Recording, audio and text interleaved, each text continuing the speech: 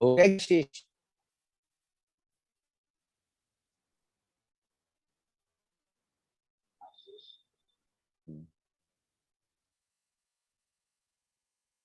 आशीष, तो शुरू करिए।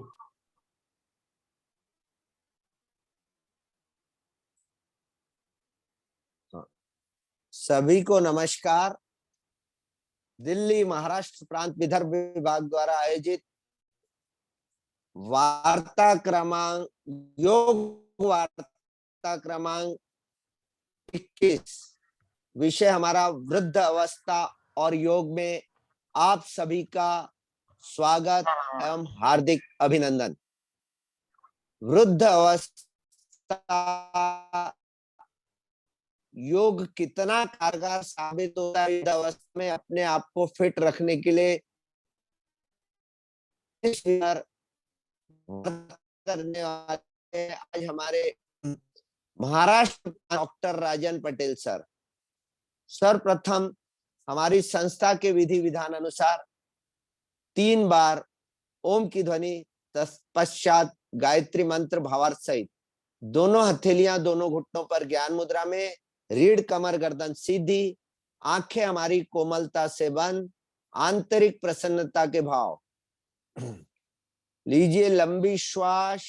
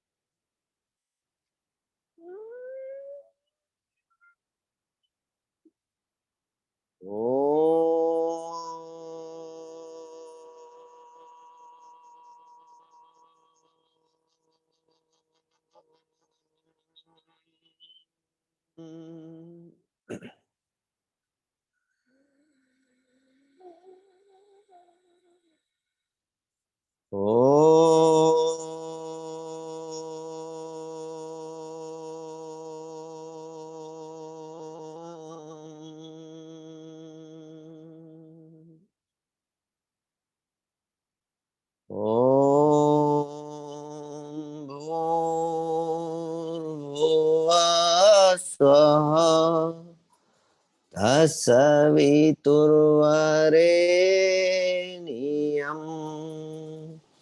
भर्गो देवस्य धीमहि धियो यो न प्रचोदयात्। हे प्राण, पवित्रता तथा आनंद के देने वाले प्रभु, आप सर्वज्ञ और सकल जगत के उत्पादक हैं। हम आपके उस उत्तम पाप विनाशक व ज्ञान स्वरूप तेज का ध्यान करते हैं जो हमारी बुद्धियों में प्रकाशित रहता है। आप सदैव हमारी बुद्धियों में प्रकाशित रहें और हमें सत्कर्मों की ओर प्रेरित करते रहें। कोमलता से नेत्र खोले। मैं डॉक्टर राजन पटेल सर से निवेदन करूंगा कि वे हमारा वृद्ध अवस्था और योग पर मार्गदर्शन करेंगे। डॉक्टर राजन पटेल। नमस्कार, आप सभी का योग वार्ता 21 में स्वागत है।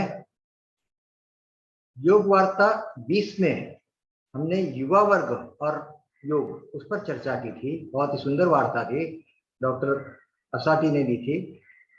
आज हम जो ये वार्ता ले रहे हैं बहुत ही इम्पोर्टेंट है, क्योंकि आजकल हर एक को वृद्धावस्था में जो कुछ तकलीफें होती है, ये तकलीफें हम कुछ हद तक प्रिवेंट कर सकते हैं।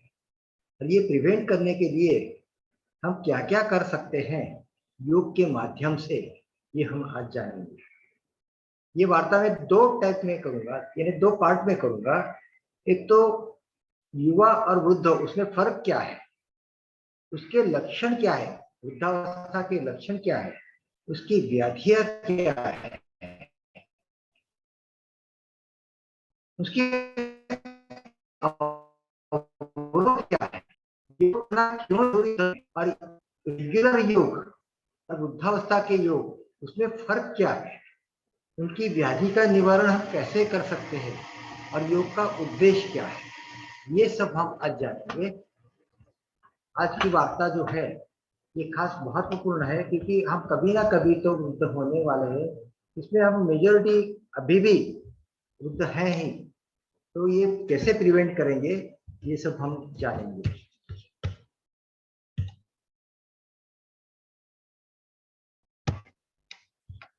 ये आप फिगर देखेंगे, पुरुष और स्त्री दोनों को यहाँ मैंने दिखाया है। हाफ बाजू जो है, आधी बाजू है, ये यंग की है, यानी युवावस्था की है। और यही युवावस्था खत्म होने के बाद में जब वृद्धत्व आता है तभी कैसी होती है, देखिए सफेद बाल हो गए हैं, चेहरे पर झुर्रियां हो गई है, ये आंख और ये कंपेयर करेंगे तो थोड़ी सी कम हो गई है, कम हो गई है। दांतों की भी स्थिति थोड़ी सी बदल जाती है। ये सभी स्थिति, मस्तिष्क की स्थिति भी बदल जाती है। ये ना होने के लिए हम क्या करेंगे, ये अब हम जानेंगे। इसके लक्षण क्या है ये भी अभी आप सुनेंगे। युवावस्था में वयस्कों में पाने वाले सामान्य लक्षण क्या है?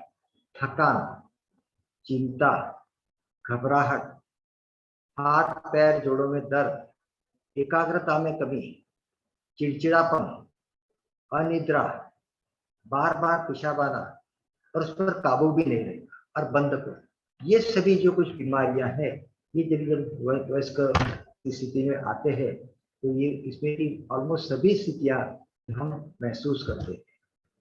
जैसे जैसे उम्र बढ़ती है, सहन शक्ति, शारीरिक ताकत, उसकी रिफ्लेक्सेस कम होने से अलग अलग प्रकार की व्याधियां एक साथ आने लगती है। अलग अलग की व्याधियां रहती है मगर सभी एक साथ ही जुड़ जाती है और बाद में हमें व्याधियां, जो वृद्धत्व की जो कुछ व्याधियां हैं, ये व्याधियां हमें महसूस करने लगते हैं। कौन कौन सी है व्याधियां? एक तो मोटापा की। क्यों मोटापा? क्यों? क्योंकि हम बैठे ही रहते हैं। वयस्क लोग में क्या होता है कि जोड़ों के दर्द होते हैं, पीठ के दर्द होता है, पैर दर्द करते हैं, तो हम एक ही जगह बैठे हुए रहते हैं। इसकी वजह से हमें मोटापा भी आ सकता है। कमर या जोड़ों के दर्द, भुलक्कड़पन, ये भी एक बहुत ही इंपॉर्टेंट व्याधि है, क्योंकि इसमें हम भूल जाते हैं हमें क्या करना है, हमारी लिंक टूट जाती है, विचार आते हैं और विचार बोलते समय एक्सप्रेस नहीं हो सकते, अस्थियां कमजोर होती है, मुख का सूखना, मुख, ये जो मुख है धीरे धीरे सूखने लगता है और लार अंदर की कम होने से हम जो बोलते हैं सामने वाले को, उसको उच्चार में भी तकलीफ होती है, सुनने में या उसके उच्चार को पृथक्करण करने में भी तकलीफ होती है। श्वसन संबंधी रोग, क्योंकि इसमें अस्थमा आती है, खांसी आती है, बीमारी का एलर्जी के प्रॉब्लम्स होते हैं, ये सभी प्रॉब्लम्स होते हैं। अवसाद, अवसाद भी एक बहुत ही बड़ी बीमारी है वृद्धत्व की। क्यों आता है? एक तो हम एक ही जगह बैठे हुए रहते हैं, हमारे जो कुछ साथी रहते हैं, समवयस्क साथी धीरे धीरे चले जाते हैं, उनकी मृत्यु हो जाती है, अकेलेपन का एहसास होता है और ये सभी प्रॉब्लम्स शुरू हो जाती है। मोतियाबिंदु, आंखों में कैटरैक्ट, ये भी एक समस्या है, कम दिखता है, नजर कम हो जाती है, नजदीक का नहीं दिखता, बाहर दूर का नहीं दिखता, ये सभी प्रॉब्लम्स होते हैं। आजकल की एक जो बीमारी है अल्जाइमर बीमारी, इसको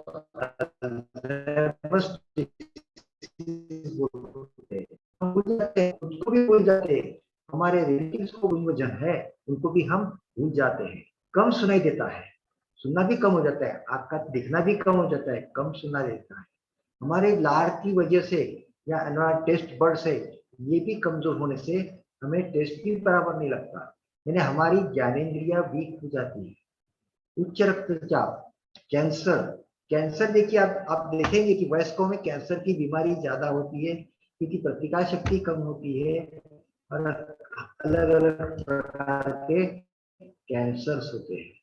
उसका जो स्वास्थ्य है वो भी बिगड़ने लगता है, आंखें सूखी सूखी रहती है, फिर उसमें लुब्रिकेंट ड्रॉप्स डालने पड़ते हैं। कम चमकीले रंग, रंग जो हमेशा रहते हैं, ये कलर्स भी हमें धीरे धीरे कम, पढ़ने के लिए चश्मा पहनना पड़ता है, चश्मा ढूंढना पड़ता है, क्योंकि अल्जाइमर्स और हमें बुलक्कड़पन की वजह से मेरा चश्मा मैंने कहाँ रखा वो भी याद नहीं रहता। आहार के स्वाद में फर्क आता है और हड्डियां कमजोर होने लगती है। योग में अवरोध क्या क्या है? अभी वयस्क हो गए, वयस्क और युवावस्था, उसमें दोनों में योग में फर्क क्या है? तो वृद्धावस्था में हमें खड़े रहने में तकलीफ होती है, बैठने में तकलीफ होती है, वज्रासन लगाने में तकलीफ होती है। कई साधकों को या कई वृद्धों को वज्रासन में बैठ नहीं सकते, क्योंकि क्या? क्योंकि घुटनों की तकलीफ होती है, शरीर में अकड़न होती है, घुटनों में दर्द होता है, कमर में दर्द होता है, कंधों में दर्द होता है, और शरीर का असमतोल, मेरा जो बैलेंस का मैकेनिज्म है ये भी हो जाने से मेरा शरीर बैलेंस गिर जाने का डर रहता है। ये सभी इसमें बीमारियां हैं।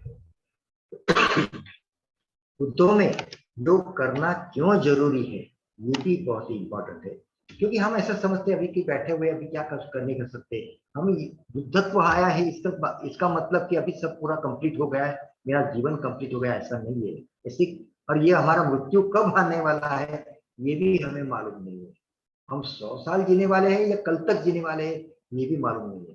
तब तक मेरा शरीर क्यों ना अच्छा हो, इसके लिए हमें खास करके हमारा ध्येय होना चाहिए। मेरा होना चाहिए, मेरी सेंट्रल नर्वस सिस्टम, चेता तंत्र, ये भी मजबूत होना चाहिए। शारीरिक, मानसिक और भावनात्मक संतुलन, इसका तीनों का संतुलन बराबर होना चाहिए।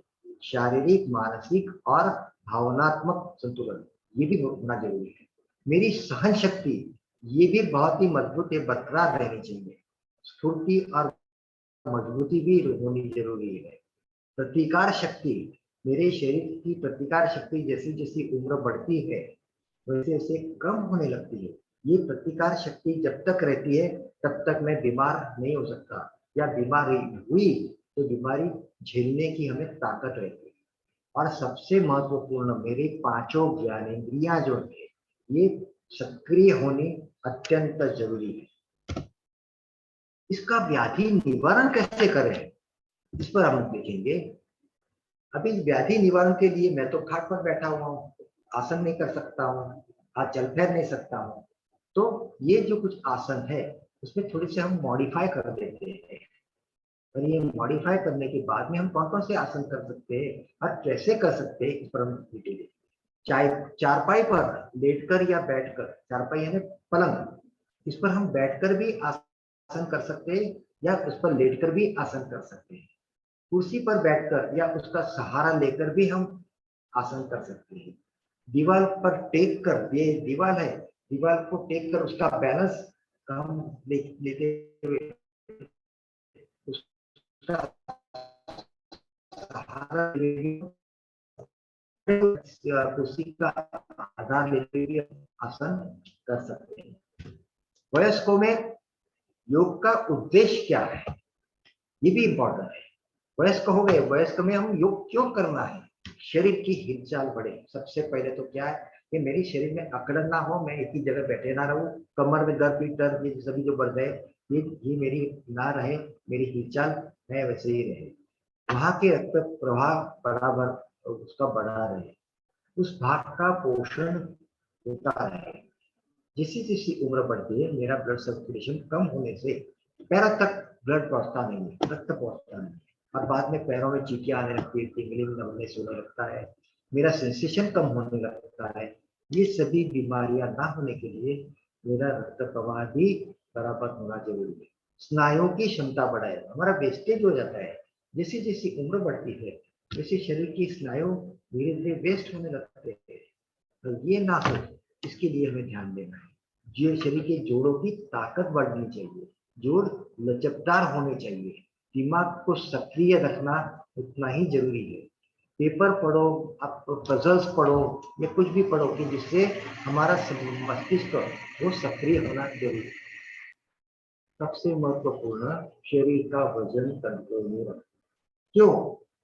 क्योंकि जितना वजन बढ़ेगा तो वजन के साथ साथ हाइपरटेंशन यानी ब्लड प्रेशर और डायबिटीज ये बीमारी आने वाली है, तो ये ना आने के लिए हमारा वजन कंट्रोल में रखना चाहिए। मेरी नींद भी अच्छी आनी चाहिए, क्योंकि नींद नहीं आई तो रात भर आप करवटें बदलते रहेंगे, दूसरे दिन आपको स्फूर्ति नहीं लगेगी। इसके लिए नींद भी आनी जरूरी है। पाचन क्रिया और पेट नियमित साफ होना ये भी जरूरी है। और पाचन क्रिया, वृद्धत्व में पाचन क्रिया डिपेंड होती है मेरे दांत की वजह से। मेरे दांत धीरे धीरे टूटने लगते हैं, मेरे दांत गिरने लगते हैं, और बाद में पाचन क्रिया, क्योंकि हम पचन नहीं कर सकते, चबा नहीं सकते खाना, और ये न होने से मेरे दांत धीरे धीरे कमजोर होने लगते हैं, पाचन क्रिया उससे भी कमजोर होने लगती है, तो पेट भी हमारा साफ नहीं। मन प्रसन्न व व्यस्त रखना, जिससे मानसिक उदासीनता कम होने लगती है और अकेलापन का एहसास कम होने लगता है। मैं अकेला हूँ क्योंकि हमें एक रूम दे दी जाती है, उस रूम में पड़े रहो, बच्चे उसका काम करते हैं, हमारे रूम में कोई खाता नहीं है, और ये सभी प्रॉब्लम्स पर बाद में चालू होता है कि मैं अकेला हूँ, ये महसूस होने लगता है। और पांचों ज्ञानेंद्रियां क्रियाशील रही, ये तो मैं पहले बोल दिया। प्रोस्टेट की अनावश्यक वृद्धि ना हो ये भी देखना जरूरी है। और इसमें योग में इतने अच्छे अच्छे आसन है कि जिसमें हम प्रोस्टेट की अनावश्यक वृद्धि नहीं कर सकते। एक उदाहरण के तौर पर मैं बोलता हूँ कि समझो आपको कहीं बाहर गांव जाना है, उस वृद्ध को बाहर गांव जाना है, और बस का सफर है, रेलवे का सफर नहीं, बस का सफर है, तो उसको उस लंबे सफर में एक एक दो दो घंटे को पेशाब लगती है, तो बस वाला तो रुकाता नहीं है। एक मिजरेबल कंडीशन हो जाती है हमारी, और बाद में हम प्रवास भी टाल देते हैं, बाहर गांव जाना भी टाल देते हैं। ये प्रोस्टेट की ग्रंथि की वजह से होता है। वृद्धापकाल में साइटिका के प्रॉब्लम्स ना हो ये भी देखना जरूरी है। पैर में चिट्टियां आती है, पैर में ताकत नहीं रहती, फिर बाद में सभी बैठे बैठे बाद में दूसरी बीमारियां आने लगती है। कॉर्ड कॉम्प्रेशन ये भी खास बोलूंगा कि हमारी जो रीढ़ है, रीढ़ के अंदर जो मज्जारज्जु है, जिसको हम स्पाइनल कॉर्ड बोलते हैं, ये स्पाइनल कॉर्ड धीरे धीरे अनावश्यक बैठे हुए रहने की वजह से धीरे धीरे कॉम्प्रेशन होने लगता है, और बाद में प्रेशर सिम्टम्स आने से हाथ पैर में मुंगियां आती है, हाथ पैर वीक हो जाने लगते हैं, ताकत नहीं रहती है, ये सभी बीमारियां होती है। मेरा शरीर अंत तक क्रियाशील रहे ये मुझे देखना है। वयस्कों में आसन करते समय दीवार का सहारा आप ले लीजिए, कोई हरकत नहीं। खड़े खड़े कुर्सी का सहारा भी हम ले सकते हैं। कुर्सी पर बैठे बैठे या खाट पर बैठे बैठे, खाट पर के पैर नीचे रखिए और आप खटिया पर बैठिए, कोई हरकत नहीं है, उसमें भी हम आसन कर सकते हैं। दीवार पर टेकते हुए कर सकते हैं, या फिर लेटे हुए भी हम कर सकते हैं। खटिया पर हम लेट जाते हैं, लेटे लेटे भी हम सूक्ष्म व्यायाम कर सकते हैं। देखिए ये प्रोस्टेट की ग्रंथि बढ़ी है, यहाँ आपको खास करके दिखाता है, ये नॉर्मल प्रोस्टेट है, ये प्रोस्टेट की ग्रंथि जो है ये बढ़ गई है, पेशाब में तकलीफ होती है। मैंने ये भी ध्यान देना है कि मेरी ये जो हड्डी है ये ना टूटे। उम्र वाले लोगों में खास करके फ्रैक्चर नेक फीमर बोलते हैं इसको, उम्र वाले लोगों में ये फ्रैक्चर नेक फीमर होने के बाद में पूरी लाइफ उनको गद्दी में निकालनी पड़ती है, या फिर यहाँ उसको बॉल बिठाना पड़ता है। मेरी दांत की स्थिति भी देखिए, यहाँ ये दांत की स्थिति भी बहुत ही इंपॉर्टेंट है क्योंकि मेरे पाचन के लिए। आंखें भी देखिए इस तरफ की, ये दोनों आंखों की पलकें जो है झुक जाती है उम्र की वजह से, धीरे धीरे ये झुक जाने की वजह से धीरे धीरे हम वृद्ध हैं ये दिखने लगता है। मेरी चेहरे पर भी झुर्रियां आने लगती है।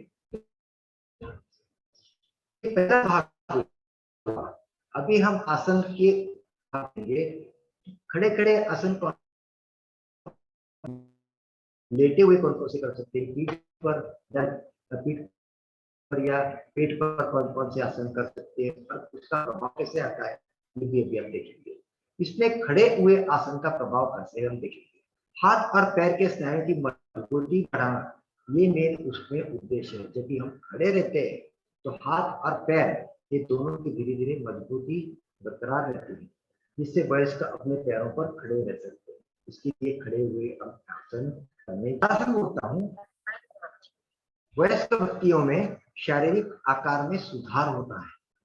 ये जो आकार है, ये आकार में सुधार होता है, क्योंकि मैं पूरा शरीर को खींचता हूँ और शरीर साइड से दबता है। हम ऊपर ले जाते हैं तो शरीर साइड से दबता है, पूरी दबाव आता है, और इसमें साथ साथ मेरी एड़ियां और पिंडलियां भी खींची जाती है, क्योंकि हम पैर के तलवों पर खड़े हुए हैं।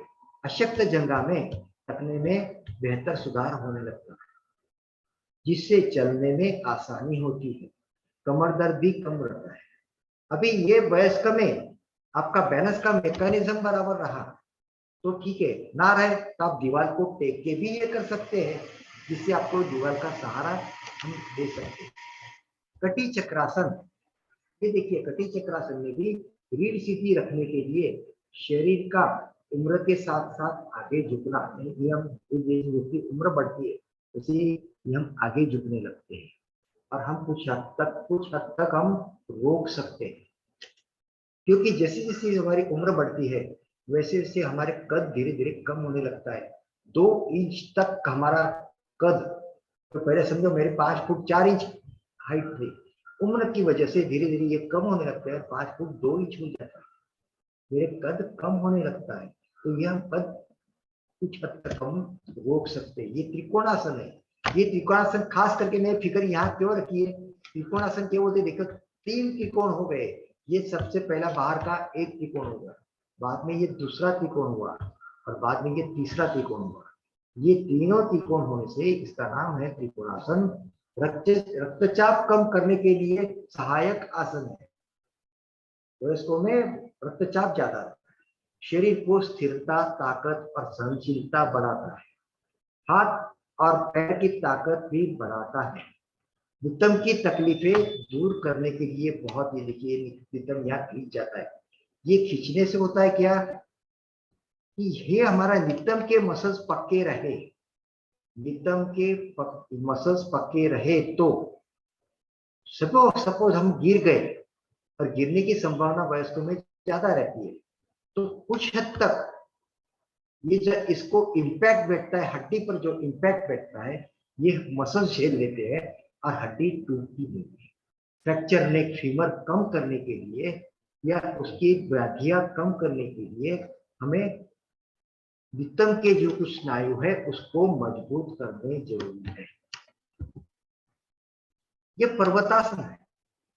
शरीर का रक्त प्रवाह 2 भागों में बंट गया है। इसमें ये रक्त प्रवाह मस्तिष्क की ओर चला जा रहा है। मस्तिष्क की ओर चला जाने से मस्तिष्क की स्नायु या मस्तिष्क की सेल्स प्रभावी रहती है। 5 ज्ञानेंद्रिया, तो मेरे ज्ञानेंद्रिया है, मैं मोस्टली तो सभी आई है, आंख, नाक, कान, जो कुछ है, नाक है, बाद में त्वचा है, हमारे, और बाद में जीवा है, ये सभी यहाँ है। उसका रक्त प्रवाह में बढ़ाता हूँ, जिससे मेरी स्मरण शक्ति तेज रहती है, भुलक्कड़पन कम होता है, मानसिक तनाव भी कम होने लगता है। बैठे हुए आसन में कौन से है? बद्ध कोणासन, जिसको हम गोरक्षासन बोलते हैं, बटरफ्लाई पोज, पेट साफ होता है जिससे पाचन क्रिया में सुधार होता है। बैठे बैठे हुए आसन करना है, जितना हो सके उतना करना है। घुटनों में अकड़न हो कोई हरकत नहीं, जितना हो सके आपकी जितनी ताकत है उतनी लगाना है। नितंब और घुटनों की मांसपेशियों पर खिंचाव आने से जोड़ों में अकड़न कम और दर्द कम होने लगता है। मार्जरासन, ये भी एक आसन है। हम मार्जरासन करते हैं, कौन सी स्थिति में करते हैं? हाथ और पैर दोनों टिका देते हैं पृथ्वी पर और पीठ को ऊपर नीचे करते हैं। आप बैठे हुए भी कर सकते हैं। कैसे कर सकते हैं मैं अभी फिगर दिखाता हूँ तो आपको ख्याल आएगा। रीढ़ लचीली होने से कमर पर का खिंचाव कम होता है, जो उम्र बढ़ने से होता है। पाचन के सभी अवयव ग्रंथियां प्रभाव में आने से पाचन में सुधार होता है। पीठ और पीठ की मांसपेशियां प्रभाव में आती है, रक्त भ्रमण में सुधार, और सबसे पहले मन को शांति मिलती है। ये बद्ध कोणासन है। शरीर के आंतरिक अवयवों को लाभ मिलता है, पेट के अवयव प्रभावित होते हैं, रक्त भ्रमण बेहतर होता है, सायटिका के दर्द कम करता है, ये भी इम्पोर्टेंट है क्योंकि उम्र के हिसाब से साइटिका के दर्द होते रहते हैं। ये साइटिका के दर्द को हम कम कर सकते हैं कुछ हद तक। अवसाद, चिंता, थकान दूर होती है। रिदम और घुटनों की मांसपेशियों पर खिंचाव आने से जोड़ों में अकड़न और दर्द कम होता है। ये मार्जरासन की स्थिति, जो मार्जरासन हम वज्रासन में बैठते हुए बाद में करते थे, ये कुर्सी पर बैठते हुए देखिए कैसे कर रहे हैं। इसमें एक ही स्थिति देखिए, ये पीठ पूरी कमर की और पीछे की ओर घुमावा गया है और यही स्थिति कमर को आगे की ओर घुमावा, ये स्थिति आपको करनी है मार्जरासन में। पेट के बल या पीठ के बल के आसन कौन कौन से है? भुजंगासन, जो रक्त प्रवाह की क्रिया तेज करने वाला है। उम्र के साथ साथ ये कम हो जाता है। कंधे और कमर का दर्द भी कम होता है, शरीर में स्फूर्ति भी कम होती है। इसके लिए आपको भुजंगासन करना जरूरी है। शलभासन, ये भी आसन ऐसा है कि जो गर्दन और ये कमर और बाकी कंधे, ये भी आप लचकदार कर सकते हैं। पाचन सुदृढ़ कर सकते हैं। जंघाएं मजबूत हो सकती है क्योंकि हम पैर को ऊपर की ओर लेते हैं, माथे को या ठोड़ी को पृथ्वी पर रखते हुए दोनों पैरों को एक के बाद एक ऊपर लेते हैं, तो मेरी जंघाएं भी मजबूत होती है। पवन मुक्त आसन, ये भी एक बहुत ही इंपॉर्टेंट आसन है वृद्धों के लिए और इजीली कर सकते हैं। हम गादी पर लेटे हुए भी कर सकते हैं, नीचे बैठने की जरूरत नहीं है। और बाद में पेट की अतिरिक्त वायु उसमें दूर होती है। निष्कासन सहज होता है। नितंब के जोड़ों में भ्रमण क्रिया अधिक होती है। नितंब की मांसपेशियां सशक्त होती है। इसके लिए पवन मुक्तासन करना जरूरी है। ये भुजंगासन है, देखिए भुजंगासन। पवन मुक्तासन जो हम पीठ पर या गद्दी पर लेटते हुए भी कर सकते हैं। पीठ की अतिरिक्त वायु दूर होती है, जिससे मेरी पाचन क्रिया अच्छी होती है।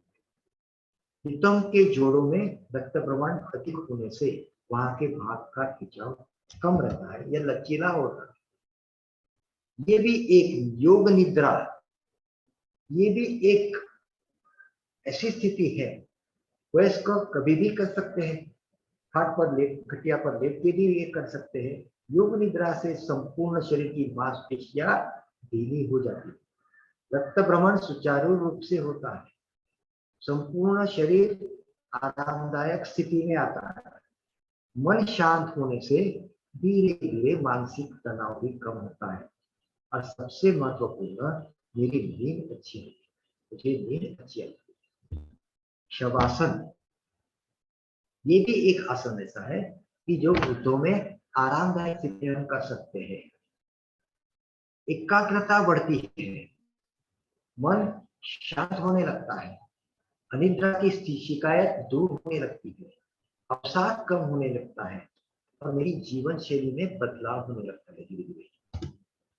और क्या क्या फायदे हैं योग निद्रा और शवासन के?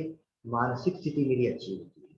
अन्य योगासनों के बाद शारीरिक जो कुछ तापमान है, ये तापमान धीरे धीरे कम होने में मदद करता है। ध्यान केंद्रित करने में भी मदद करता है। शारीरिक और मानसिक थकान कम करता है। मेरी सेंट्रल नर्वस सिस्टम भी बेहतर तरीके से काम करती है। अभी हम जाएंगे प्राणायाम पर। प्राणायाम में गहरा लंबा श्वास, जब भी हम गहरा श्वास लेते हैं, ये इंपॉर्टेंट है, बहुत ही कम पुस्तकों में लिखा हुआ है और ये फैक्ट है कि जब भी हम श्वास गहरा लंबा श्वास लेते हैं, तो जब भी हम श्वास भरते हैं तो श्वास के हृदय की गति थोड़ी सी बढ़ती है। जब हम श्वास छोड़ते हैं तो हृदय की गति कुछ प्रमाण में कम होती है। लगातार गहरा श्वास लेने से स्वभावतः श्वास और हृदय की गति का तालमेल बहुत ही अच्छी तरह होता है। इससे हमारे शरीर या हमारे मस्तिष्क से कई ऐसे हार्मोन्स तैयार होते हैं कि जो हमें मानसिक शांति देने वाले ये हार्मोन्स होते हैं। इसके लिए हमें हमारे हृदय की गति और श्वास की गति को हमें तालमेल हमें रखना अत्यंत जरूरी है। अनुलोम विलोम प्राणायाम, ईड़ा और पिंगला नाड़ी, ये दोनों नाड़ी प्रभावित होने से मेरी सुषुम्ना नाड़ी प्रभावित होती है। सुषुम्ना नाड़ी प्रभावित होने से मेरे सभी चक्र प्रभाव में आते हैं। सभी चक्र प्रभाव में आने से वहां जो चक्र के हिसाब से जो कुछ ऑर्गन्स है, ये ऑर्गन्स भी प्रभावित होने हैं और बाद में मेरे शरीर की अलग अलग प्रकार की जो कुछ प्रणालियां हैं उसका तालमेल बहुत ही अच्छी तरह मिले। हमारी प्राणायाम मन बहुत ही एकाग्र होता है। हमारी प्राणायाम जो हमें कैसे करते हैं, इसमें जो भव्य भव्य के जैसे गुंजन करते हैं, तो ये बहुत ही खिचड़ी मुद्रा उसमें आप लगा सकते हैं। खिचड़ी मुद्रा यानी ये जीवा को जब भी हम ये फोल्ड कर देंगे और उल्टा करते हुए करेंगे तो आपका ये वाइब्रेशन पूरा ब्रेन तक और अधिक तक जाएगा। प्राण दीर्घ और सूक्ष्म होता है, स्वर तंत्र सबल होता है, वाणी में मधुरता आती है, मस्तिष्क के सभी अवयव भ्रमर के गुंजन से प्रभावित होने लगते हैं। शीतली और शीतकारी प्राणायाम ये भी बहुत ही इंपॉर्टेंट है, क्योंकि ये जो हम मसूड़े हैं उम्र की वजह से ये मसूड़े धीरे धीरे ढीले हो जाते हैं। ढीले होने के बाद में वहां के दांत गिर जाते हैं, दांतों का एनेमल वो भी गिर जाता है। ये सब ना होने के लिए दांत और दासुर दांत के मसूड़े हमारे बराबर रहे, इसके लिए शीतली और शीतकारी प्राणायाम करना जरूरी है। ध्यान और प्रार्थना ये भी इतनी ही महत्वपूर्ण है, क्योंकि योग यानी सिर्फ आसन और प्राणायाम नहीं है। योग में हमें उस परम शक्ति से जुड़ना है। कौन सी शक्ति? ऊपर वाली शक्ति से जुड़ना है, जिससे हमारा अस्थिर मन भी शांत होता है, हमें आत्मिक आनंद मिलता है। और ये आत्मिक आनंद बहुत ही इंपॉर्टेंट है, क्योंकि जब तक मेरा शरीर है तब तक मैं आनंदित रह सकता हूँ, और ये आनंदित रखने के लिए ये बहुत ही इंपॉर्टेंट है। अभी सूक्ष्म व्यायाम हमने अभी ये व्यायाम देखे, ये हमें आसन देखे, प्राणायाम देखे, मगर सूक्ष्म व्यायाम भी क्यों करने जरूरी है? क्योंकि हमें लिमिटेशन है, हमारे शरीर की लिमिटेशन आ गई है। मेरा बैलेंस बराबर नहीं है, मेरे जोड़ अकड़ गए हैं, आगे नहीं झुक सकता, पीछे नहीं झुक सकता, तो उसकी वजह से हमें सूक्ष्म व्यायाम करने जरूरी है। इसमें हाथों के पैरों के सूक्ष्म व्यायाम जरूरी है, पीठ के व्यायाम जरूरी है। एक एक हम इसके एक के बाद एक देखेंगे। हाथों के सूक्ष्म व्यायाम करने क्यों जरूरी है? ये हाथों के सूक्ष्म व्यायाम देखा ये गया है, ये देखिए हम हाथ ऐसे करते हैं और मैकेनिकली हम खाली हाथ ऐसे ऐसे करते हैं। आप खींचिए, ये खिंचाव रहने से यहाँ के वेब्स, जो इसको वेब्स बोलते हैं, ये जितना आप खींचेंगे तो यहाँ का ब्लड सप्लाई की आर्टरी यहाँ तक आती है और बाद में ये यहाँ से मुड़ जाती है और यहाँ से ऐसे दो भाग में बढ़ जाती है। ये इसका खिंचाव अच्छी तरह रहता है। नर्व्स की खिंचाव वो भी बहुत ही अच्छी तरह रहता है। जैसी उम्र बढ़ती है मेरे हाथ के कंपन होने लगता है। ये कंपन ना होने के लिए आपको ये हाथ को टोटली ऐसे खिंचा देना है, ये मैकेनिकली नहीं करना है, आपको खिंचाव देना है। दूसरा अंगूठा अंदर करते हुए ऊपर दबाना है। हम करते क्या, देखा क्या गया है, हम कहीं केंद्र पर क्या खाली मैकेनिकली करते हैं, नहीं, ये इस पर दबाना है। ये दबाने से मेरी जो हथेली है, ये हथेली दब जाती है, वहां की जो कुछ स्नायु है ये दब जाते हैं, खींचे जाते हैं, ब्लड सप्लाई वहां का बराबर होता है। बाद में हमें ये ऊपर नीचे करते हैं। ऊपर नीचे करने से यहाँ से हथेली की ओर आने और जाने वाली ब्लड वेसल्स और नर्व्स, ये नर्व्स पेटेंट रहती है। हाथ पैर में, ये पैर में मुंगिया नहीं आती। हाथों को गोलाकार घुमाना है, जिससे मेरे कंधे भी बहुत ही अच्छी तरह रहता है, फ्रोजन शोल्डर की बीमारी नहीं होती। कोहनी को भी हम आगे पीछे कर सकते हैं, साइड से भी हम आगे पीछे कर सकते हैं। ये बैठे बैठे भी कर सकते हैं आप, दीवार को टेक के भी कर सकते हैं आप। ये कलाइयां को हमें घुमाना है, फिर क्लॉकवाइज घुमाना है और एंटी क्लॉकवाइज घुमाना है, एक साथ घुमाना है। ये देखिए, या दोनों को एक साथ घुमा सकते हैं। और बाद में ये जो ये है आगे करते हुए करते हैं, इसमें खास करके ध्यान देना है कि मेरी स्थिति, चेहरे की स्थिति ना बिगड़े, वो भी हमें ध्यान देना है। ये हाथों के सूक्ष्म व्यायाम हो, हम लेंगे अभी पैरों के सूक्ष्म व्यायाम। पैरों के सूक्ष्म व्यायाम करने से पैरों तक ब्लड सप्लाई जाता है। जैसे जैसे उम्र बढ़ती है वैसे वैसे मेरी ब्लड प्रेशर धीरे धीरे सूखने लगती है, ब्लड ठीक होने लगता है, ब्लड जो कुछ है वहां तक पहुंचता नहीं है और हाथ पैर में मुंगियां आने लगती है, पैर का सेंसेशन कम होने लगता है। ये कम ना होने के लिए वहां का ब्लड सप्लाई हमें बढ़ाना जरूरी है। पैर के ये देखिए, मेरी एड़ी को मैं आगे पीछे कर रहा हूँ, मेरी उंगलियों को भी मैं आगे पीछे कर रहा हूँ, उंगलियों को खोल रहा हूँ, ये पैर के तलवे को गोलाकार घुमा रहा हूँ, क्लॉकवाइज और एंटी क्लॉकवाइज ये गोलाकार घुमा रहा हूँ। पैर को पहले एक पैर को दूसरे पैर की जंघा पर रखिए और बाद में मैन्युअली आप उसको घुमा सकते हैं, ताकि मेरे टखने की जो कुछ बीमारी है ये आपके टखने और पेट, ये जो पैर है वहाँ का सर्कुलेशन आपका बराबर होना जरूरी है। तो ये आप क्लॉकवाइज करें और बाद में एंटी क्लॉकवाइज भी ये कर सकते हैं। गर्दन के सूक्ष्म व्यायाम ये भी इंपॉर्टेंट है कि हमारी गर्दन बाद में धीरे धीरे, कंधे आगे झुकने से गर्दन भी आगे झुकती है और गर्दन आगे झुकने से हमारे जो कुछ ये सर्वाइकल का जो कर्वेचर है ये कर्वेचर धीरे धीरे लॉस होता है और मेरी रीढ़ सीधी होने लगती है, उसका जो कुछ बेंट रहता है वो कम होता है। तो ये करने के लिए यहाँ आसन दिए है, आप देख लीजिए, आगे पीछे करना है 10 बार। ये करते समय आपको आगे जाने के बाद में थोड़ी देर रुकना है, ये रुकने से आपको यहाँ का खिंचाव महसूस करना है। हम करते क्या है, सीधा ऐसे ऐसे करके नहीं, आपको खिंचाव यहाँ का महसूस करना है। बाद में पीछे की ओर जाइए, पीछे की ओर जाने के बाद में वहां रुके तो यहाँ के जो कुछ मसल्स है ये मसल्स आपके खींचे जाते हैं, तने जाते हैं। मस्तिष्क की ओर आने और जाने वाली ब्लड वेसल्स बहुत ही अच्छी तरह काम करती है। तो गर्दन को दाएं बाएं घुमा सकते हैं, गर्दन को राइट साइड लेफ्ट साइड भी दिखा देख सकते हैं, गर्दन को गोलाकार घुमा सकते हैं, उसको रेजिस्टेंस देते हुए आगे की ओर झुक सकते हैं, रेजिस्टेंस देते हुए पीछे की ओर दबाते हुए हम आगे की ओर भी कर सकते हैं। ये सभी जो कुछ ये गर्दन के व्यायाम बैठे बैठे भी हम कर सकते हैं। कंधों के सूक्ष्म व्यायाम ये भी इंपॉर्टेंट है। कंधे करते समय दोनों हाथ की हथेलियां ऊपर की ओर जाती है और ये हथेलियां इतनी, क्योंकि ये उम्र वाले लोगों में ये कंधे स्टिफ होने की वजह से आपकी यहाँ से लिमिटेशन आ जाता है। कोई हरकत नहीं, आप धीरे धीरे करेंगे, धीरे धीरे आपको ये ऊपर आप जा सकेंगे पूरा। तो हमारे कंधे और कंधे ऊपर जाने से मेरे फेफड़ों की हवा भरने की क्षमता भी बढ़ती है। तो देखिए यहाँ आगे पीछे कर रहा है, ये हाथों के व्यायाम कर रहे हैं और साथ साथ कंधे के भी आसन हो रहे हैं। या देखिए इसमें ये भी इंपॉर्टेंट है, दोनों कोहनियां मिला देनी है और बाद में आगे पीछे कर सकते हैं। ये करते समय मेरे चेहरे की आकृति ना बिगड़े वो हमें खास करके देखना है।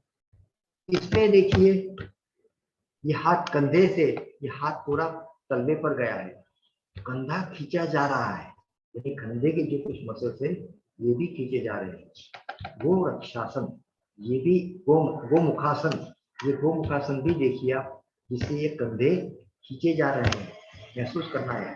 खाली कंधे खींचे जा रहे हैं, गर्दन की जो मांसपेशियां है ये भी खींची जा रही है, छाती की मांसपेशियां है ये भी इसमें खींची जा रही है। कमर के सूक्ष्म व्यायाम, जैसी जैसी उम्र बढ़ती है तो ये कमर की जो रीढ़ है ये रीढ़ धीरे धीरे आगे झुकने लगती है, जिसको काइफोसिस बोलते हैं, जिसको हंच बैक बोलते हैं। और धीरे धीरे हमारी जो स्थिति है आगे झुकने से फिर हमें लकड़ी लेनी पड़ती है। मेरा बैलेंस, क्योंकि मेरा जो सेंटर ऑफ ग्रेविटी है शरीर का वो आगे की ओर आने से हम गिरने की संभावना हमें ज्यादा होती है, तो हमें लकड़ी का सहारा लेना पड़ता है। देखा ये गया है कई वृद्ध लकड़ी लेने में शर्माते हैं। इसमें शर्म की बात नहीं है, आप शर्म रखेंगे तो ये कूल्हे की जो हड्डी है, कभी गिर गए तो ये हड्डी आपकी टूटने की संभावना रहती है। कभी कभी ये कॉलर बोन टूटता है या कभी कभी ये हाथ और पैर की हड्डी टूट जाती है। ये ना होने के लिए आपको लकड़ी का सहारा लेना जरूरी है, क्योंकि ये तो नेचुरल प्रोसेस है। हमें हमारा एम क्या चाहिए कि जब तक हो सके मेरी रीढ़ सीधी होनी चाहिए। इसके लिए रीढ़ सीधी रखने वाले हमें आसन करने जरूरी है। अभी ये फिगर मैंने दिखाई है, खड़े हुए भी आसन देखिए, दीवार का सहारा लेते हुए रीढ़ मैंने आगे की ओर झुकाई है। यहाँ कुर्सी का सहारा लेते हुए पैर को ऊपर करते हुए कूल्हे के जो बोन्स है इसमें प्रभाव लाए हैं। दीवार का सहारा लेते हुए राइट और लेफ्ट हम घूम सकते हैं। ये सभी आप खाली देखिए। इसकी मैं जो स्लाइड्स का जो कुछ है पीपीटी यानी पावर पॉइंट के जो है मैं आपको भेज दूंगा, आप फॉरवर्ड कर सकते हैं। ये सभी आसन कर रहे हैं दीवार का सहारा लेते हुए, कुर्सी का सहारा लेते हुए, लेते हुए हम सहारा लेते हुए कर रहे हैं। और ये कर सकते हैं तो क्यों ना हम करें कि जिससे हमारी शरीर की एक्टिविटी अच्छी रहे। ये भी देखिए ये क्या कर रहा है, त्रिकोणासन कर रहा है, मगर सहारा कहाँ लिया है, कुर्सी का, क्योंकि वो आगे नहीं झुक सकते, नीचे की ओर नहीं झुक सकते, कुर्सी का सहारा लीजिए आप, कोई दिक्कत नहीं है। बाद में ये हड्डी और आपकी कुर्सी रखिए। ये पैर बैठे बैठे देखिए कैसे कर रहा है, ये अभी चंद्रासन कर रहा है। ये बैठे बैठे पैर को हाथ को नीचे की ओर नीचे खींच रहा है बैठे बैठे। ये आपको परम्यूटेशन और कॉम्बिनेशन इसमें इतने हैं कि आप कुछ भी कर सकते हैं। जो कुछ हमें आसन सिखाए इसमें आसन का थोड़ा सा मॉडिफाई करते हुए वयस्कों के आसन हम सब कर सकते हैं। सबसे महत्वपूर्ण ये सूर्य नमस्कार। सूर्य नमस्कार हम वृद्धों के लिए नहीं ऐसे समझते क्योंकि वृद्ध नहीं कर सकते। देखिए ये वृद्ध बैठे बुठे भी कर सकते, कुर्सी पर बैठे हुए। हाथ वाली कुर्सी ये देखिए, अरे ये पहली स्थिति है, ये दूसरी स्थिति है, ये तीसरी स्थिति है, आगे की ओर झुके, पाद हस्तासन है। चौथी स्थिति है, ये घुटने को आगे की ओर किया, ये गर्दन को पीछे की ओर किया, फिर ये कमर को आगे की ओर करते हुए पवन मुक्तासन की स्थिति ला दी कि घुटने को माथे पर टिका दिया। ये सभी स्थिति 12 जो स्थितियां हैं, ये 12 के 12 स्थितियां यहाँ दिखाई गई। यानी सूर्य नमस्कार भी हम बैठ के हुए कर सकते हैं। सूर्य नमस्कार वृद्धों में खड़े हुए भी कर सकते हैं, कुर्सी का सहारा लेते हुए। कैसे, ये भी देखिए। देखिए ये कुर्सी है, ये पहली स्थिति है नमस्कार आसन। दूसरा है हस्त उत्तानासन, हाथ ऊपर की ओर ले लिया मैंने। तीसरी स्थिति है दोनों हाथ हम पृथ्वी पर टिकाते थे, उसके बदले कुर्सी पर टिका दिए। चौथी स्थिति पैर को पीछे की ओर ले लिए। ये चौथी स्थिति हुई। पांचवी स्थिति ये देखिए, यहाँ दोनों पैर एक साथ आ गए और पर्वतासन की स्थिति कर दी। ये शरीर को सीधा कर दिया, वापस अभी एक उल्टा आ रहे हैं। ये स्थिति आप उम्र वाले लोगों के लिए सूर्य नमस्कार बैठे हुए भी कर सकते हैं, खड़े हुए भी कर सकते हैं। आंखों की सूक्ष्म व्यायाम ये भी एक इम्पोर्टेंट है। अब 5 मिनट आज मैं ज्यादा लेने वाला हूँ क्योंकि ये बहुत ही महत्वपूर्ण है। हम जैसे जैसे हमारी उम्र बढ़ती है, वृद्धत्व की ओर झुकते हैं, हमारे लिमिटेशंस होने लगते हैं और लिमिटेशंस होने के बाद में हमें एकाकीपना महसूस होता है और हमारे ज्ञानेंद्रिय काम नहीं करते। इसके लिए ये आसन या जो कुछ सूक्ष्म व्यायाम है या व्यायाम मॉडिफाई करते हुए आप करेंगे तो आपको उसका लाभ जरूर मिलेगा। आंखों के सूक्ष्म व्यायाम क्यों जरूरी है, ये मेरा बहुत ही इंपॉर्टेंट ज्ञानेंद्रिय, जिससे हम बाहर की ओर देखते हैं, बाहर की ओर हम क्या कर रहे हैं महसूस करते हैं। तो इसके लिए आंखों के जो कुछ व्यायाम है, ये व्यायाम यहाँ तो दिखे हुए हम सब रोज करते हैं और इसमें थोड़ा सा मैं आज थोड़ा सा डिटेल जाने वाला हूँ। एक दो वाक्य ज्यादा बोलते हुए। ये हमारा आईबॉल है, ये राइट साइड का आईबॉल है, दाहिनी ओर का आईबॉल है। ये आईबॉल के 4 मसल्स है। ये ऊपर वाला जिसको सुपीरियर रेक्टस बोलते हैं, इसको इंफीरियर रेक्टस यानी नीचे वाला। फिर ये मीडियल यानी मेरे आंखों के नजदीक का, यानी मेरे चेहरे के नजदीक का, नाक के नजदीक का जो ये इसको मीडियल बोलते हैं। ये बाहर का, ये बाहर का जो है ये 4 मसल्स है। आंखों के ये 4 मसल्स जब भी मैं ऊपर नीचे करता हूँ तो प्रभाव में आते हैं। साथ साथ और 2 मसल्स रहते हैं कि जिसको ऑब्लिक मसल बोलते हैं, तिरछे मसल बोलते हैं। ये देखिए यहाँ एक जो है ये पीछे की मसल की और एक पीछे की ओर है। ये आंखों को पीछे की ओर घुमाता है। ये ऊपर की ओर का, ये ऊपर वाला सुपीरियर ऑब्लिक बोलते हैं। और यहाँ जो है नीचे वाला ये मसल, ये इंफीरियर ऑब्लिक, यानी आंख के 6 मसल्स रहते हैं। ये 6 के 6 मसल्स को मैं ऊपर नीचे दाएं बाएं गोलाकार जब भी मैं घुमाता हूँ, तभी एक गोलाकार जब भी घुमाते हैं तभी ये मेरे सुपीरियर और इंफीरियर से ये आपके मेरा आईबॉल बहुत ही अच्छी तरह काम करता है। ये दोनों आईबॉल का सिंक्रोनाइजेशन ये भी बराबर। अभी यहाँ एक फिगर दिखाई है जिसको मैंने ये पीपल है, आंखों की पुतली बोलते हैं इसको। ये आंखों की पुतलियां है, ये आंखों की पुतली ये बड़ी हो गई है। आप देखेंगे यहाँ बड़ी हो गई है और यहाँ छोटी हो गई है। क्यों बड़ी हो गई है और क्यों छोटी हो गई है? देखिए, ये बड़ी होने के बाद में ये डार्कनेस, जब भी अंधेरा रहता है तो अंधेरे में मेरी पुतली ओपन हो जाती है ताकि मेरा बाहर का प्रकाश अंदर की ओर ज्यादा आए। और जब भी प्रकाश बाहर की ओर ज्यादा रहता है तो ये पुतली अंदर की ओर कम हो जाती है, जिससे प्रकाश कम से कम हो। यहाँ जब भी मैं लाइट आंख पर डाल, ये टॉर्च है, ये टॉर्च फिर से आंख पर डालता हूँ तो ये पुतली कितनी छोटी हो गई है। और जब भी मैं डार्कनेस में जाता हूँ, ये आंख बंद, ये टॉर्च बंद कर दी तो ये पुतली बड़ी हो गई। अभी आप ये राइट और ये लेफ्ट, ये दोनों पुतलियां कंपैरिजन करेंगे तो आपको ख्याल आएगा कि ये पुतली बड़ी हो गई है और ये पुतली छोटी हो गई है। इसको प्यूपिल बोलते हैं। ये इसका महत्व क्या है? क्योंकि इसमें से जो कुछ प्रकाश अंदर की ओर जाएगा, प्रकाश आपके पीछे के भाग में जाएगा, तो पीछे के भाग में रेटिना करके बोलते हैं, वहाँ रॉड्स रहते हैं। ये रॉड्स क्या करते हैं? कलर डिफरेंशिएट तो करते हैं, मगर साथ साथ मेरी दृष्टि को पावरफुल रखते हैं।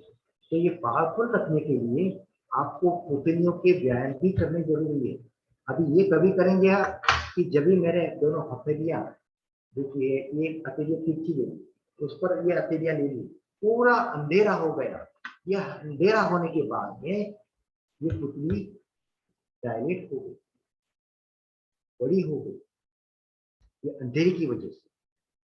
ये अंधेरा जितना होगा तो जितना उतना आगे की ओर मेरे आसन भी बहुत ही अच्छी तरह होंगे, क्योंकि आपको दिखना और बाद में अंधेरा दिखना, अंधेरे से बैलेंस को जाना, ये सभी की बीमारियां प्रॉब्लम देती है। अभी यहाँ देखेंगे कि बाहर का जो कुछ स्नायु है ये नाक की ओर ये कर रहा है, यहाँ से लेफ्ट की ओर, ये दोनों यहाँ कन्वर्ज हो रहे हैं, यानी दोनों मिल रहे हैं। आपको खास करके ये होने के बाद में मालिश करना उम्र वाले लोगों में क्यों जरूरी है? सप्ताह में एक बार योग अनुसार मसाज और स्नान करने से शरीर फिर से तरोताजा बनता है। खाली मालिश नहीं, स्नान भी आप हफ्ते में एक बार थोड़ा सा ज्यादा देर तक लीजिए। आप आपके शरीर के सरेक स्नायु को, जब भी स्नायु को साबुन लगाते हैं या तेल लगाने के बाद में उसका आप बराबर मालिश करें। मालिश करने से थकान दूर होती है, चिंता दूर होती है, रोग आदि को दूर करने में ये सक्षम है मालिश। इसके लिए मालिश आप जरूर करें। मालिश के साथ साथ, योग के साथ साथ मेरा आहार भी कैसा हो, ये भी इतना ही जरूरी है। क्योंकि आहार, हमारी टेस्ट बड तो थोड़ी वीक हो गई रहती है, मगर भूख का सेंसेशन तो यही रहता है, भूख लगती है, अच्छी अच्छी चीजें खाने की मन करता है। तो आहार पर कंट्रोल कैसे रखना है? क्योंकि आहार 3 टाइप का रहता है, सात्विक, राजसिक और तामसिक। सात्विक आहार में क्या होता है? सात्विक भोजन वह है जो शरीर को शुद्ध करता है और मन को शांति प्रदान करता है। पकाया हुआ भोजन जब 3 से 4 घंटे के भीतर सेवन किया जाता है तो उसे सात्विक माना जाता है। उदाहरण के तौर पर ताजे फल, हरी पत्तेदार सब्जियां, बादाम आदि, या फिर अनाज या ताजा दूध, ये सभी सात्विक आहार। राजसिक आहार क्या है? शरीर और मानसिक मस्तिष्क को कार्य करने के लिए प्रेरित करते हैं। इससे अत्यधिक सेवन करने से शरीर में अति सक्रियता आती है, बहुत ही एक्टिवनेस आ जाता है, बेचैनी आ जाती है, क्रोध, चिड़चिड़ापन, अनिद्रा, ये सब आती है। अति स्वादिष्ट खाद्य पदार्थ राजसिक होते हैं। इसके लिए अति स्वादिष्ट खुराक मत लीजिए, इससे आपका वजन भी बढ़ने वाला है। उदाहरण के तौर पर मसालेदार भोजन, प्याज, लहसुन, चाय, कॉफी, तले भुने हुए पदार्थ। चाय और कॉफी में खास करके बोलूंगा, चाय और कॉफी ये उत्तेजित पेय है ऐसे सब, क्योंकि इसमें कैफीन का प्रमाण, कैफीन ये ऐसा उत्तेजित करने वाला रसायन है कि चाय और कॉफी में ज्यादा रहता है। एक कप चाय पीने से 30 मिलीग्राम की आपकी कैफीन बढ़ने वाली है। कैफीन क्या करता है? हार्ट रेट बढ़ाता है आपका, आप उत्साहित तो लगते हैं मगर साथ साथ आपकी हार्ट रेट बढ़ने वाली है, पाल्पिटेशन होने लगता है। इसमें आप दो कप चाय पिए तो 60 मिलीग्राम 60 मिलीग्राम तक आप कैफीन कंज्यूम कर रहे हैं। आजकल की जमाने में ये कैफीन बहुत ही, यानी एक उत्तेजित जो आजकल के जो एलएसडी है या कैफीन मॉर्फिन है, इस ग्रुप में कैफीन को डाल दिया गया। ये मन को उत्तेजित करने वाले हैं, उत्तेजित है बहुत ही उत्तेजित करने वाले हैं। इसके साइड इफेक्ट्स भी बहुत रहते हैं। तामसिक आहार शरीर और मन को सुस्त करते हैं, जड़ता, भ्रम और भटकाव का महसूस होता है। बासी या पुनर्गर्म किया हुआ भोजन या तेल, अत्यधिक भोजन और तले भुने भोजन इस श्रेणी के अंतर्गत आते हैं। उदाहरण के तौर पर मांसाहारी पदार्थ, बासी भोजन, वसाका या अत्यधिक भोजन करना, तेल युक्त या अत्यधिक मीठा खाना, ये सभी तामसिक आहार में। ये फिगर आपने देखी होगी, आप शायद पिक्चर भी देखी, मैंने नहीं देखी, मगर ये मुझे बहुत ही अच्छा लगा, इसलिए मैंने खास करके यहाँ रखा कि यहाँ ये बूढ़ा बाप उसके लड़के को, ये लड़का 70 साल का है और ये 101 साल का है। ये 70 साल का, उसको लगता है कि मैं बहुत बीमार हो गया हूँ, और ये इसका बाप समझाता है तू बीमार नहीं है, देखिए मेरी ओर देख, मैं कितना आनंदित रहता हूँ, कितना अच्छा रहता हूँ। ये एक बहुत ही अच्छी थीम थी वृद्धत्व के लिए। आप गार्डन में जाते होंगे और देखते होंगे कि वृद्ध लोग हंसते हैं, मजाक करते हैं, कितना अच्छा लगता है, क्योंकि समवयस्क लोग सामने मिलते आगे आते हैं और एक दूसरे के साथ हंसी खसी बातें करते हैं, तो उनको कितना अच्छा लगेगा। आज की वार्ता बहुत ही अच्छी सुनी होगी आपने। मन में आप ध्यान दीजिए कि कभी ना कभी तो हम वृद्ध होने वाले हैं, और वृद्ध होने के बाद में हमें ये व्याधियां आने वाली है। ये व्याधियां ना आए इसके लिए खास करके ये बनाया है, ये जो कुछ पीपीटी जो आज मैंने बनाई, ये इसके लिए ही बनाई कि ताकि आपके आसन, ये प्राणायाम थोड़े से मॉडिफाई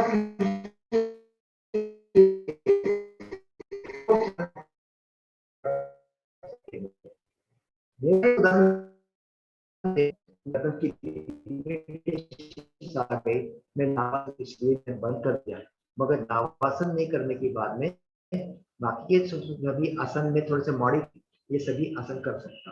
वज्रासन में नहीं बैठ सकता क्योंकि मेरे को घुटने की भी तकलीफ थी, घुटने का फिर बाद में ऑपरेशन हुआ, टोटल नी जॉइंट रिप्लेसमेंट हुआ, तो भी सभी आसन में आराम से कर सकता हूँ। थोड़ा सा मॉडिफाई किए तो आपके मसल, आपको ध्यान कहाँ देना है कि वहां के मसल्स आपके वेस्टेज ना हो जाए, आप जॉइंट को यूज ना होने के बाद में ये मसल वेस्टेज ना हो जाए, इस पर आपको ध्यान देना है। और आप सुखी रहे, आपका वृद्धत्व अच्छा जाए, ये शुभकामनाएं मैं करते हुए मैं अपनी वाणी को विराम देता हूँ। धन्यवाद। नमस्ते।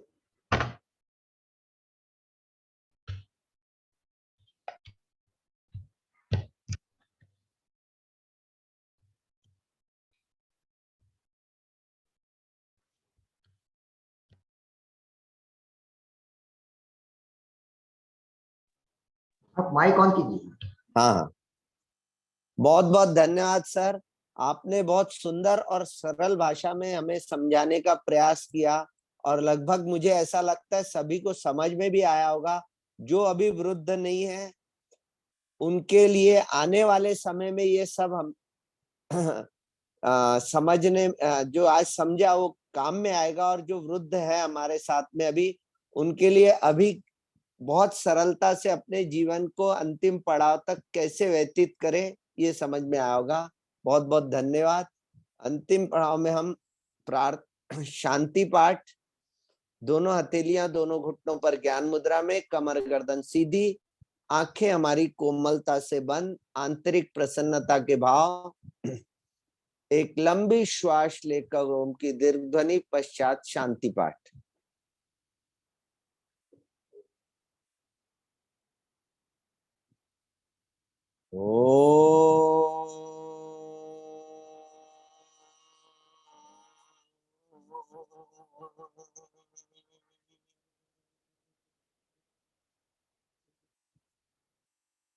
ओम द्यो शांति अंतरिक्ष वम शांति, पृथ्वी शांतिरापः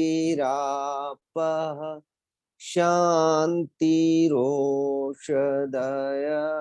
शांति, वनस्पतय शांतिर्विश्वे देवा शांति, ब्रह्मा शांति, सर्वगं शांति शांतिरेवा शांति, सामा शांतिरिद्धि। ओम शांति शांति शांति। कुछ पल शांत अवस्था को ग्रहण करें। दोनों हथेलियों का आपस में घर्षण कर उस ऊर्जा को अपने मुखमंडल, सिर तथा पूरे शरीर पर प्रवाहित करें।